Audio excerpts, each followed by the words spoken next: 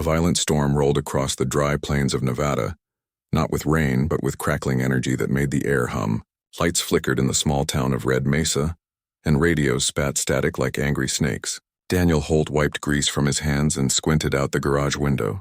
He lived on the edge of town, where the desert stretched empty for miles. His wife had loved this quiet. Now, 2 years after she was gone, it just felt heavy. His daughter Lily sat on an old tire sketching in a worn notebook. At 12, she had her mother's eyes, big, bright, and always looking up. Not at people, but at the sky. She believed in aliens, in lost civilizations, in dragons that slept inside comets. Daniel never laughed at her dreams. He just made sure she came in before dark. The storm grew worse. The power died. Outside, the wind howled like something alive. Then a flash. Not lightning. Lower. Closer. It lit up the backfield like a second sun before vanishing into smoke and silence. Daniel grabbed a flashlight and his old hunting rifle, more out of habit than fear. Lily followed barefoot, clutching her notebook like a shield. They found the crater near the dry creek bed. Steam rose from the scorched earth. In the center lay a figure, slim, pale with long silver hair tangled in ash. Her skin shimmered faintly, like moonlight on water. Pointed ears peeked through the strands. She wore strange clothes, smooth and dark, torn at the shoulder where blood, dark and thick, soaked the fabric. Next to her, curled tight as a fist, was a small creature, no bigger than a house cat, covered in copper-red scales that pulsed with a soft inner glow. It lifted its head, eyes like molten gold, and let out a weak hiss. Wings thin as stained glass trembled at its sides. Lily gasped. "She's real." "Stay back," Daniel said, but his voice lacked force. The woman's chest rose and fell, barely. She was alive. Barely. The little creature turned its head toward Lily. Instead of fear, it made a sound like a purr mixed with a chime. Lily stepped forward slow and knelt. "It's okay," she whispered. "We'll help you." Daniel should have called someone. The sheriff. Maybe the Air Force Base 2 counties over. But something stopped him. Maybe it was the way the woman's hand twitched toward Lily, even in unconsciousness. Maybe it was the memory of his wife saying, "Kindness is never wasted." He slung the rifle over his shoulder and scooped the woman into his arms. She was lighter than she looked. The little dragon, because that's what it had to be, scrambled after them, limping on one leg, leaving tiny glowing prints in the dust. Back in the house, Daniel cleared the spare room. It had been his wife's sewing room. Now it held boxes of old photos and half-finished quilts. He laid the woman on the bed and fetched water, clean rags, and his first aid kit. Lily hovered by the door, eyes wide. "Can I help?" she asked. "Just stay quiet," Daniel said, but he let her in. He cleaned the wound on the woman's shoulder. It wasn't like any bullet or shrapnel he'd seen. The edges glowed faintly blue. When he touched it, the skin felt warm like a fever, but the heat pulsed in rhythm, like a heartbeat. The little dragon climbed onto the bed and pressed itself against the woman's side, humming softly. The sound seemed to calm her. Lily sat on the floor, watching. "She's not from Earth, is she?" Daniel didn't answer. He didn't need to. Hours passed. The storm faded. The stars came out sharp and cold. Daniel made coffee, strong and bitter, and sat at the kitchen table. Lily joined him, still in her pajamas, though it was past midnight. "What if she's dangerous?" he asked, more to himself than to her. "She's hurt," Lily said simply, "and her friend is scared. Look at his eyes." Daniel thought of the creature's golden gaze. There had been intelligence there. "Fear, yes, but also trust," he sighed. "We can't keep her here forever. Just until she's better," Lily pleaded. "Please," he nodded. "1 night. Maybe 2. In the spare room, the woman stirred. Her eyes opened, deep violet like twilight over mountains. They darted around the room, confused, then landed on Lily, who had crept back in. For a long moment, they just looked at each other. Then the woman reached out a trembling hand. Lily took it without hesitation. The woman's lips moved, but no sound came. Tears welled in her eyes, not of pain, but of something deeper. Recognition. Relief. The little dragon chirped and nuzzled Lily's knee. She smiled and stroked its head. Its scales were warm like sun-baked stone. Daniel watched from the doorway. He should have been afraid. Strangers from the sky, bleeding on his sheets with creatures that defied nature. But all he felt was a strange calm. Maybe it was exhaustion. Maybe it was hope. He went to the garage and dragged in an old cot. If she was staying, he'd sleep nearby. just in case. The next morning, the desert was still.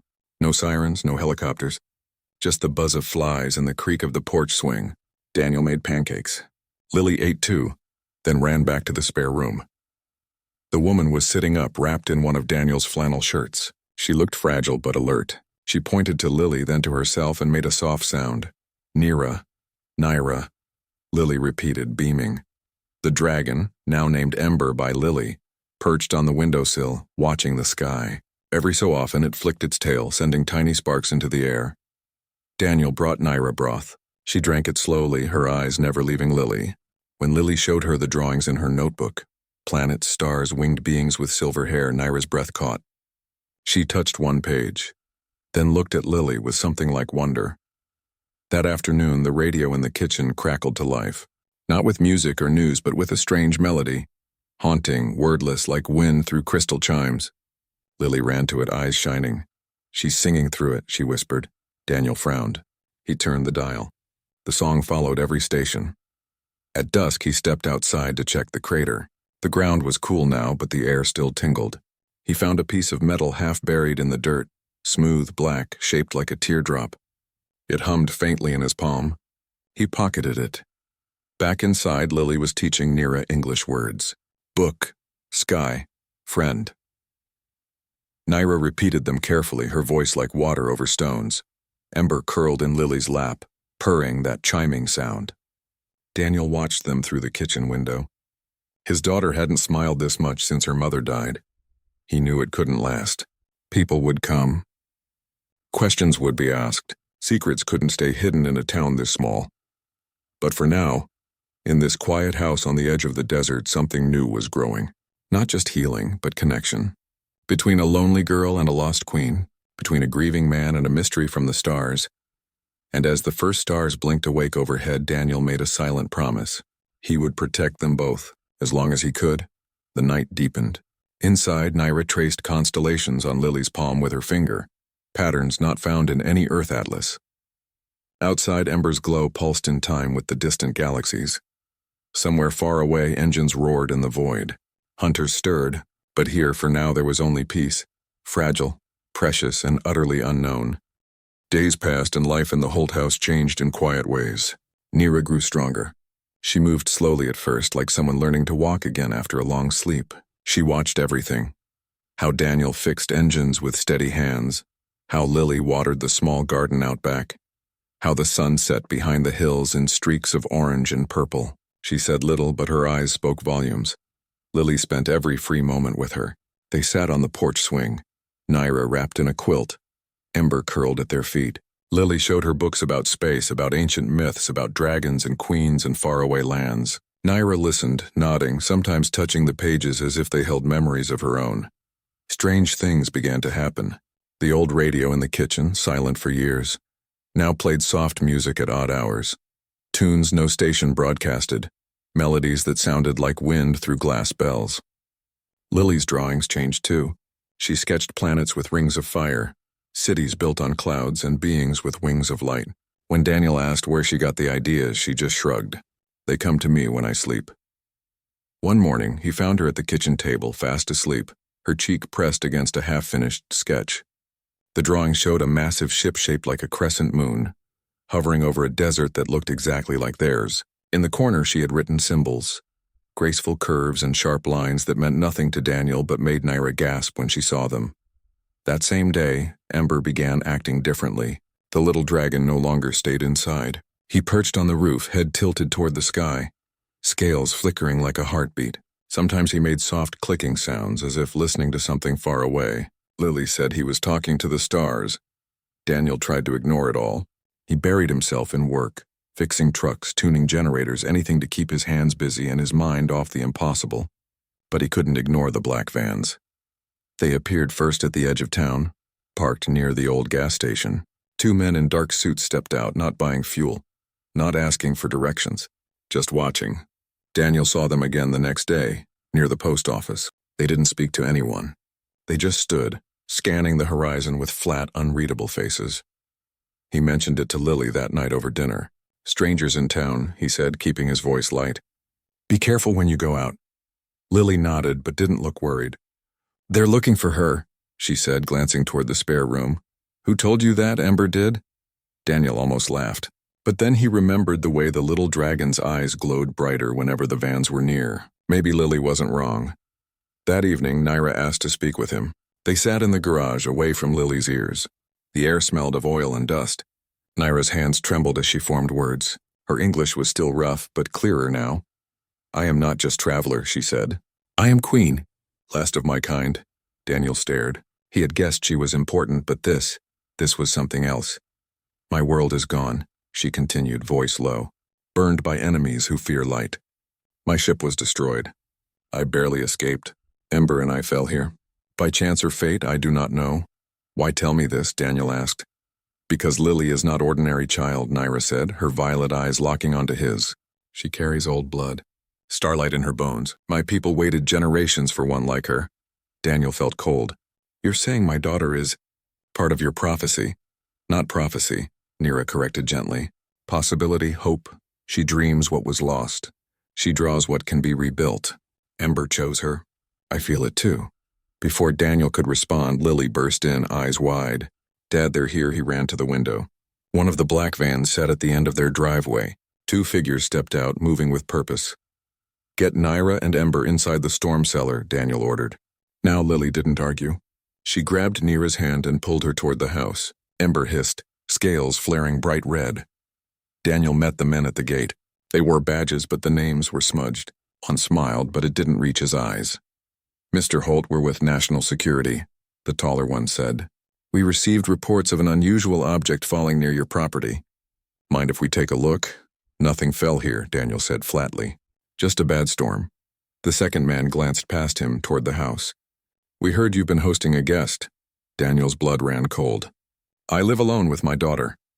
The first man's smile faded. We know about the woman and the animal. Daniel stepped forward, blocking their view.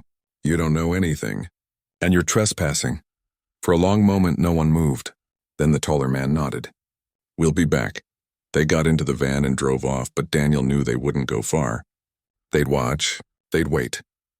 Inside, Lily and Naira huddled in the cellar. Ember glowed softly, casting shadows on the stone walls. Lily held Naira's hand tightly. They won't take you, she whispered. Naira touched Lily's cheek. You are brave. Braver than many warriors I have known. Upstairs, Daniel paced. He thought about packing the truck, leaving tonight. But where would they go? The vans would follow. And what if they hurt Lily to get to Naira that night? Lily sleepwalked again.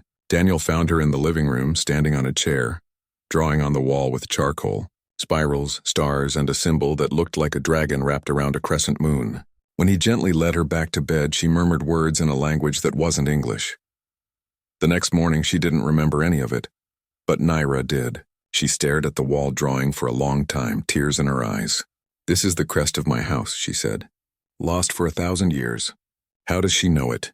Daniel had no answer. Things grew stranger. The family dog, a lazy mutt named Rusty, started barking at the sky every night at exactly 9. The well water tasted faintly sweet like honey, and Lily's hair, normally brown, caught the sunlight in strange silver glints. Ember began teaching Lily without words. He would nudge her toward certain books, tap his claw on specific pages, or hum a tone that made her hum back. Sometimes when she sang along, the air around them shimmered like heat rising from asphalt. One afternoon, while Daniel worked under a pickup truck, he heard Lily gasp. He rolled out just in time to see her floating 6 inches off the ground. Eyes closed, arms outstretched. Ember circled her, wings spread, glowing brighter than ever. Lily, Daniel shouted. She dropped instantly, landing on her feet like a cat. Did you see that? She asked, breathless. I didn't even try, it just happened. Daniel pulled her into a hug, heart pounding. Don't tell anyone. Not ever. She nodded, but her eyes sparkled with wonder, not fear. That evening, Naira gathered them in the living room. Ember sat on the coffee table, tail curled around his feet. Naira's voice was calm but urgent. The enemy is not just those men, she said. They are tools. The real threat is coming from the stars. A war machine. It hunts my bloodline. It will not stop until Lily and I are gone. Why Lily? Daniel asked, voice tight. Because she is the bridge, Naira said. Human and starborn. Her dreams can wake what was sleeping. Her heart can heal what was broken. They fear that more than armies. Daniel looked at his daughter, small, freckled, still in pajamas with cartoon rockets. How could she be the key to some galactic wariat he had seen her float? He had heard the radio sing. He had watched Ember light up like a living lantern when she entered the room. Maybe the universe didn't care about size or age. Maybe it cared about kindness. About hope. What do we do, he asked. We prepare, Naira said. Lily must learn. And you must protect her while she does. Over the next few days, Naira began teaching Lily in secret. Not with books, but with song and touch. She would place her hands on Lily's temples and hum a low tone. Lily would close her eyes and whisper names of stars no telescope had found. Daniel watched from the doorway, heart aching with pride and fear. His little girl was becoming something more, something vast. Meanwhile, the black vans returned. Not one, but three. They parked at different points around the property, like wolves circling prey. Daniel stopped answering the door. He kept the curtains drawn. He taught Lily how to hide, how to run, how to stay silent. One night, as they ate dinner by candlelight, Ember suddenly froze. His scales turned deep blue. He let out a low warning trill. Outside, engines rumbled. Daniel blew out the candles. Get to the cellar, he whispered. But Lily stood still, eyes wide open, staring at the ceiling. Her skin began to glow faintly like moonlight on snow. Lily. Daniel reached for her. She turned to him, and her eyes, normally brown, shone with soft silver light. They're here, she said, voice calm. But I'm not afraid. Before he could react, the front door burst open. Men in black tactical gear flooded in, weapons raised. Not government agents this time. These moved like soldiers. Their faces were covered. Their boots left no sound. Daniel stepped in front of Lily. Get out of my house. One of them raised a device that looked like a stun gun, but humming with purple energy. Then Lily spoke. She didn't shout. She didn't scream. She simply said one word, a word that sounded like wind through ancient trees, like stars being born. The word echoed through the room. The soldiers froze. Their weapons sparked and died. The lights in the house flared bright, then dimmed. Outside, the van's engine stalled. Lily lowered her hands. The glow faded from her skin. Her eyes returned to brown. The soldiers backed away, confused, frightened. They turned and ran into the night. Silence fell. Daniel dropped to his knees, pulling Lily close. What was that? They could not stay. Not after what happened. The soldiers had run, but they would return. With more men. With worse weapons. Daniel knew it in his bones. By dawn, he had packed the truck with food, water, tools, and Lily's notebooks. Naira wrapped herself in a dark coat, her silver hair tucked under a scarf. Ember hid inside Lily's backpack, only his glowing eyes visible through the zipper. They left before the sun rose, tires crunching on gravel. Daniel drove east, away from Red Mesa, away from the life he had built.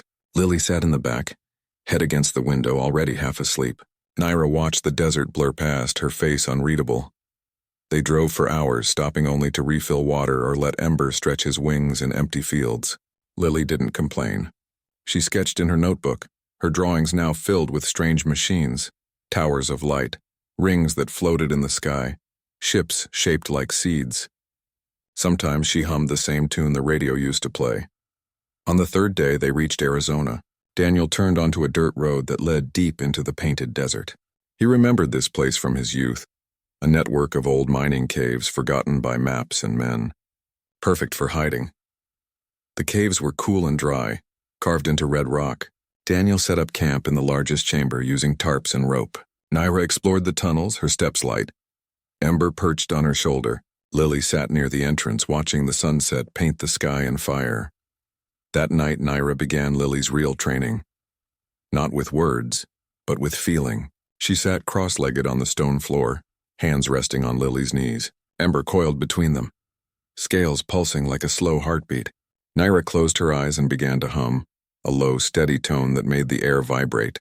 Lily's breath slowed. Her skin grew warm, and then images filled her mind.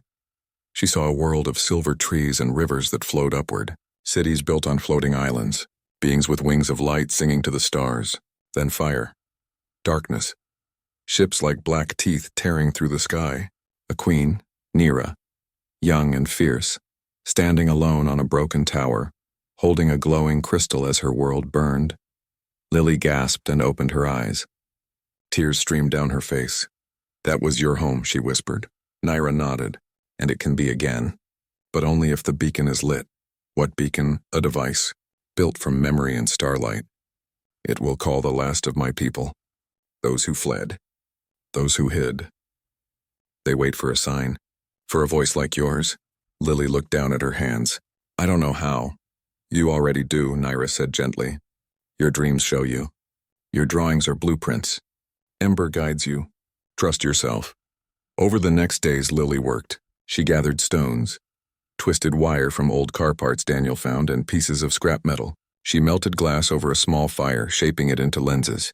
Ember helped, using his breath, not fire but a warm, focused heat, to fuse materials together.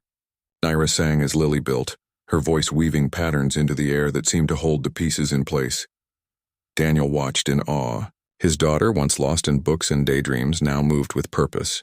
Her hands, once clumsy with glue and paper, now shaped metal like clay. She spoke less, but when she did, her words carried weight. One evening, as she fitted a final ring of copper around a crystal core, the device hummed to life, not with sound but with light. Soft silver light that filled the cave and made the walls shimmer like water. "It's working," Lily breathed. Naira placed a hand on her shoulder. "Almost, but it needs more. It needs your voice." Before Lily could ask what that meant, a howl echoed through the canyon. Not a wolf, not a coyote. Something deeper, colder. It made the air freeze. Ember's scales turned black. He hissed, wings flared. Daniel grabbed his rifle. "Stay here," he ordered, but Lily shook her head. "It's not here for you. It's for her." They stepped outside. The moon was full, and in the center of the clearing stood a creature. It was the size of a bear, but shaped like a wolf. Its body was made of shifting shadows with eyes like dying stars. Claws scraped stone, leaving trails of frost. It sniffed the air, then locked onto Naira. "The Void Hunter," Naira whispered. "It was sent to finish what the war began." Daniel raised his rifle. "Get behind me." But the hunter didn't charge. It tilted its head as if listening. Then it spoke, not with a mouth, but in their minds.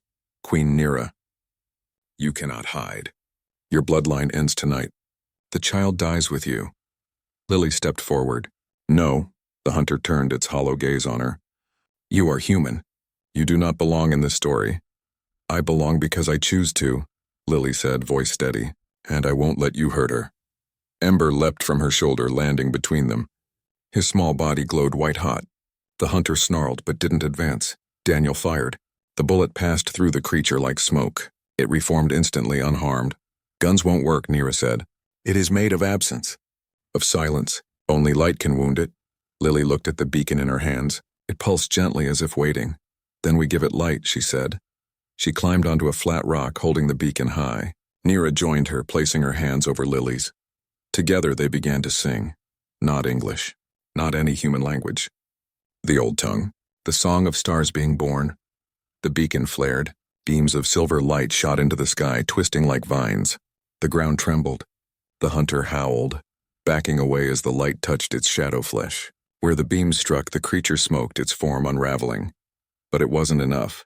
The hunter lunged faster than thought. Daniel tackled Lily out of the way. They rolled down the slope, the beacon clattering beside them. The hunter turned on Naira, jaws wide. Ember screamed, a sound like shattering glass, and dove at the beast's face. His tiny body exploded in a burst of golden fire. The hunter shrieked, blinded. In that moment, Lily scrambled up. She grabbed the beacon and ran straight at the creature, not to fight, to speak. She stood inches from its snarling maw and placed her palm on its chest, or where a chest should be. "You are lost," she said softly. "But you don't have to be alone." The hunter froze. In its hollow eyes, something flickered. Memory. Pain. It had not always been a weapon. Once, long ago, it had been a guardian, a protector, twisted by war, forgotten by its makers.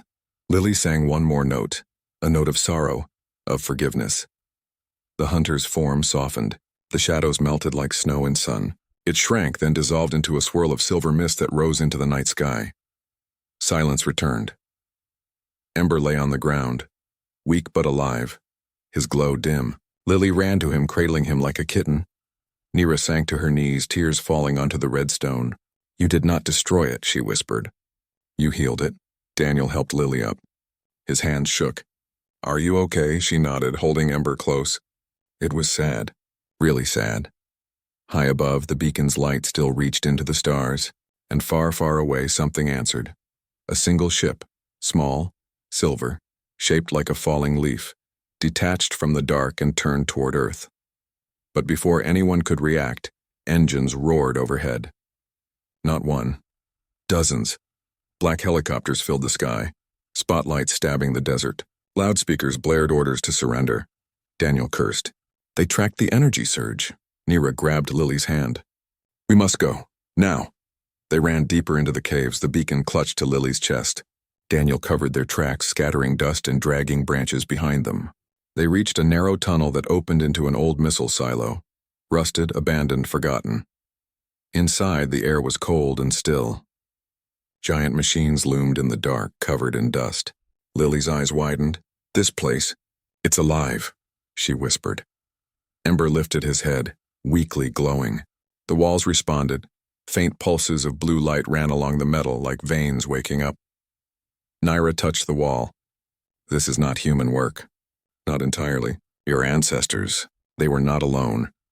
Lily stepped forward, placing the beacon on a central console. The moment it touched the metal, the entire silo hummed. Lights flickered on. Screens lit up with symbols that matched her drawings. Daniel stared. "What is this place?" A seed, Nira said. "Planted long ago, waiting for the right hand to wake it." Above, boots pounded on the surface. Orders were shouted. They were running out of time. Lily placed both hands on the console. She closed her eyes and sang. The silo shook. Deep beneath the earth, something ancient stirred. Not a weapon. Not a shield. A promise. And as the first soldiers rappelled into the chamber, they froze. Not from fear, but from awe. For standing before them was not just a girl, but a bridge between worlds. The soldiers stood at the edge of the silo chamber, weapons raised but unmoving. Their faces were hard, trained for combat, but their eyes betrayed confusion. The air hummed with a low tone that made their bones vibrate. Blue light pulsed from the walls, steady as a heartbeat. In the center, Lily stood with her hands on the console, eyes closed, lips moving in silent song. Ember rested on her shoulder, glowing faintly. Nira stood beside her, regal even in rags. Daniel held his rifle but did not aim. One soldier stepped forward. His uniform bore no name, only a number. "Step away from the device," he ordered, voice tight. Lily opened her eyes. "This isn't a device. It's a memory," the soldier frowned. "You're coming with us. Both of you." "You don't understand," Nira said calmly. "This place was built by your ancestors, with help. It was meant to wake when the stars called, and now it has." Before the soldier could reply, the ground trembled. Deep below, something massive shifted. Metal groaned. Dust rained from the ceiling. The console beneath Lily's hands lit up with swirling patterns, galaxies, constellations, and symbols that matched her dreams. Daniel knew they couldn't fight. Not here, not now. But he also knew they couldn't leave. This place, this ancient thing buried under the desert, was tied to Lily. Maybe even to all of them. "Listen," he said, stepping between the soldiers and his daughter. "Whatever you think is happening, you're wrong. She's not a threat. She's trying to save something." The lead soldier hesitated. Then his radio crackled. A voice sharp and urgent barked orders. His expression hardened. "Last warning. Move away." Lily didn't move. Instead, she placed her palm flat on the console and sang one clear note. The entire silo responded. Light erupted from the floor, walls, and ceiling. Not blinding, but warm, like dawn. The soldiers cried out as their weapons sparked and shut down. Helmets buzzed. Radios died. Even their boots seemed to stick to the floor, as if the earth itself refused to let them advance. From deep below, a sound rose. A deep, resonant hum, like 1,000 voices singing in harmony. The walls parted slightly, revealing a shaft that dropped into darkness, and rising from it was a structure. Smooth silver, shaped like a tree with branches of light. "The heart of the seed," Nira whispered, tears in her eyes. "It remembers humanity." Daniel stared. This wasn't alien tech. It was human, changed, grown, fused with something older. His people had been part of this all along. The soldiers backed away, fear replacing discipline. One dropped his useless rifle. Another crossed himself. Then, without warning, the ceiling exploded. Not from bombs, from above. A section of the silo roof tore open as if peeled back by invisible hands. Moonlight poured in, followed by a shadow. Long, sleek, and silent. A ship. Not human. Not like anything on Earth. It hovered just above the opening, smooth and silver, shaped like a falling leaf. No lights, no noise. Just presence. The soldiers panicked. Some ran. Others dropped to their knees. From the ship, a beam of light descended, not harsh but gentle, and in it stood 3 figures, tall, slender, with skin like polished stone and eyes that held galaxies. They wore robes that shimmered like water. They did not carry weapons. They carried staffs that glowed with the same blue light as the silo. Naira fell to one knee. The last of the Starborn, she breathed. Lily stepped forward. They came. The lead Starborn descended the beam and walked toward her. He stopped a few feet away and bowed his head. "Child of two worlds," he said, voice like wind through crystal. "You called." We answered. Lily looked back at her father. Daniel gave a small nod. She turned to the Starborn. "I didn't just call for you. I called for everyone." The Starborn looked around. At the soldiers, at Daniel, at the ancient human-made silo now alive with light. Understanding dawned in his eyes. "You awakened the pact." "What pact?" Daniel asked. Nira stood. "Long ago, when my people first came to this world, they found humans not as savages but as dreamers. Together they built places like this, seeds of hope hidden in case darkness ever returned. The pact was simple. If one side fell, the other would rise to carry the light." The Starborn nodded. "And now the hunter is gone. The war is over, but the galaxy still bleeds." Lily looked up at the ship. "Then we help." Before anyone could speak, a new sound cut through the night. A deep, grinding roar like stone tearing through space. The sky darkened. Stars vanished. A second ship appeared, but this one was wrong. Jagged, black, covered in spikes like broken bones. It pulsed with red light, and where it passed, the air grew cold and dead. The Void Fleet. Not one hunter this time. An entire war machine. The Starborn tensed. They followed us. Nira's face paled. They must not reach Earth. Daniel looked at his daughter. "What do we do?" Lily closed her eyes. The beacon in her hands glowed brighter. "We don't fight them. We remind them." She turned to the console and placed both hands on it. Ember leapt onto the center, wings spread. Naira joined her, placing her hands over Lily's. The Starborn raised their staffs. Even the soldiers, confused but moved, stood still. Lily began to sing. Not a battle cry. A lullaby, the song of stars being born, of worlds healing, of mothers holding children under alien skies, of fathers fixing engines while dreaming of peace, of quiet moments that make life worth saving. The silo answered. Light shot into the sky, not as a weapon but as a message. The Starborn ship joined it, its own light weaving into the beam. Together they formed a net of song and light that wrapped around the black warship. The void ship shuddered. Red light flickered. For a moment nothing happened. Then a crack appeared in its hull. Not from damage, but from memory. Images flashed across its surface, faces of those it had destroyed, voices of those it had silenced. And beneath it all, a single truth. It had not always been a weapon. Once it had been a healer, a builder, twisted by endless war. The black ship slowed. Its red glow dimmed. It hovered, trembling like a lost child. Lily stepped to the edge of the silo, arms outstretched. "You don't have to be what they made you." Silence. Then slowly the warship turned, not to attack, but to leave. It rose into the sky, red light fading to gray, then silver. As it passed the moon, it vanished, not in an explosion but in a sigh of light. The night grew quiet again. The Starborn bowed deeply to Lily. "You have done what armies could not." Daniel walked to his daughter and pulled her into a hug. She was shaking but smiling. Naira looked up at the stars. "The galaxy will hear of this. Hope will spread." The lead Starborn turned to Daniel. "Your kind was thought too young for the stars. Too violent. Too afraid. But tonight you proved otherwise." Daniel shook his head. "We're not perfect. But we try." The Starborn smiled. "That is enough." They returned to their ship. Before it left, they gave Lily a small crystal, warm to the touch, humming softly. "A key," they said, "to the new alliance." As the ship vanished into the stars, the soldiers gathered their gear in silence. None spoke. None threatened. They simply left. walking back into the desert night. Daniel, Lily, Naira, and Ember stood alone in the silo. The blue light softened. The hum faded to a whisper. Lily looked at her father. Are we going home? Daniel thought of Red Mesa, the garage, the porch swing, the quiet life. It felt small now, too small for what they knew. Home isn't a place anymore, he said. It's what we protect. Naira placed a hand on Lily's head. And you, little dreamer, have just given the whole galaxy a reason to hope. Ember chirped, curling around Lily's wrist like a living bracelet. Above them, the stars shone brighter than ever. Not cold and distant, but close. Watching. Waiting. And for the first time in a long time, Daniel didn't feel alone. Weeks passed and the world changed in quiet ways. News reports spoke of strange lights in the sky, of signals from deep space that sounded like music, of governments holding secret meetings that ended not with fear, but with handshakes. People in small towns looked up at night and felt something shift inside them, not dread, but wonder.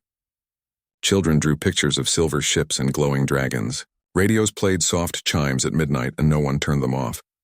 Daniel, Lily, Naira, and Ember stayed hidden, not in caves or silos, but in plain sight. They returned to Red Mesa, not to the old house, but to a quiet cabin on the edge of town, surrounded by sagebrush and silence. The black vans never came back. The soldiers who had seen the silo told stories, but no one believed them, or perhaps everyone did in their own way. Lily spent her days on the porch, the star-born crystal resting in her palm. It pulsed gently like a second heartbeat. She no longer sleepwalked or drew frantic blueprints.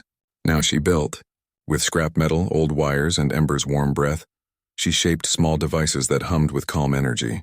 One purified water, another made plants grow faster. A third played lullabies that helped nightmares fade.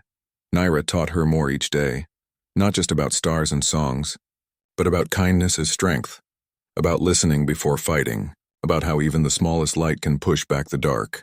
Ember grew stronger too. His wings stretched wider, his glow steadier. He could now fly high enough to touch the clouds, returning with feathers that shimmered like stardust. Daniel watched it all with quiet pride. He fixed engines less now, and spent more time watching the sky. He kept a journal, not of repairs, but of moments. Lily laughing as Ember chased fireflies, Naira singing to the moon, the way the desert smelled after a rare rain. One morning, Lily came to him with a new drawing, not of warships or hunters, but of a garden, floating above the earth filled with silver trees and children of many kinds, human and starborn, playing together. In the center stood a fountain shaped like a dragon curled around a crescent moon. "This is what comes next," she said. Daniel nodded. Then we helped build it. They did not wait for permission. Lily took her small devices to the town clinic, to the school, to the dry farms on the edge of the desert. At first, people were wary, but when the water purifier cleared a child's fever, when the growth device helped a dying orchard bloom, trust grew like wildflowers after rain. Naira walked among them. Not as a queen, but as a healer. She used her knowledge of light and sound to ease pain, to mend broken bones faster, to calm anxious minds. She never spoke of her past, but her presence alone brought peace.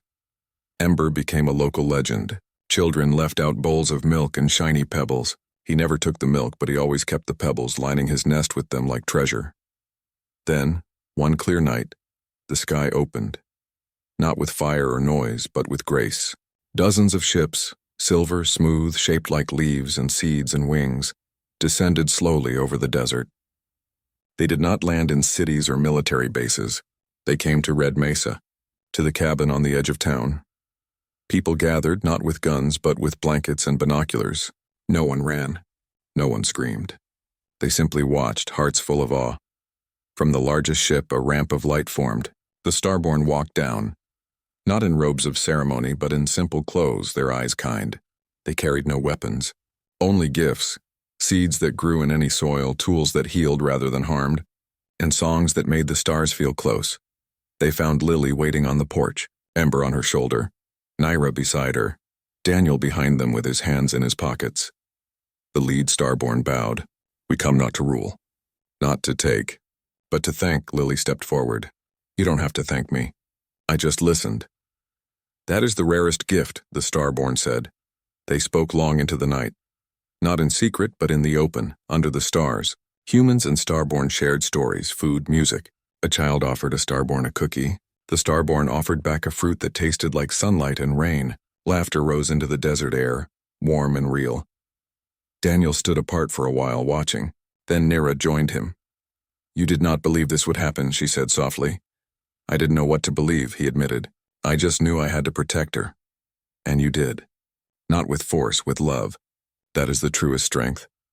He looked at Lily, now showing a Starborn how to braid grass. "She's not my little girl anymore, is she? She is still your daughter," Nira said. "But she is also something more, a bridge, a beginning." As dawn approached, the Starborn prepared to leave, but not to go far. They would stay in orbit, building a station, not for war, but for learning, for sharing, for growing together. Before they left, the lead Starborn gave Lily a final gift. A small, living tree, its leaves silver, its roots glowing softly. Plant it where hope is needed most. Lily knew where. They returned to the old missile silo. The entrance had healed over, but the ground still hummed. Lily planted the tree in the center of the chamber. The moment its roots touched the earth, light spread through the tunnels, up the walls, out into the desert. Within hours, green shoots appeared where only dust had been. Back at the cabin, Daniel made coffee. Lily sat on the steps, Ember curled in her lap, watching the sunrise. "What now?" he asked, handing her a mug. "Now we live," she said, "and we help others do the same." He sat beside her. The desert stretched before them, quiet and vast, but it no longer felt empty. It felt full, of possibility, of connection, of dreams made real. Nira joined them, wrapping a shawl around her shoulders.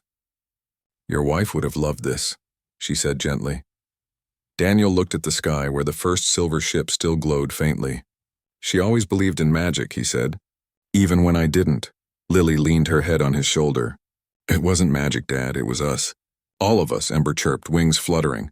The new tree in the silo swayed in a wind no one felt, its leaves singing a soft, wordless song, and high above, the stars watched. Not as distant lights, but as neighbors, friends, family. The war was over. The healing had begun. And in a small desert town, a single father, his dreamer daughter, a wounded queen, and a tiny dragon had shown the universe that humanity's greatest power was not in its weapons, but in its heart. Daniel took a slow sip of coffee. The sun rose, warm and golden. For the first time in years, he felt at peace. Not because the danger was gone, but because hope had finally come home.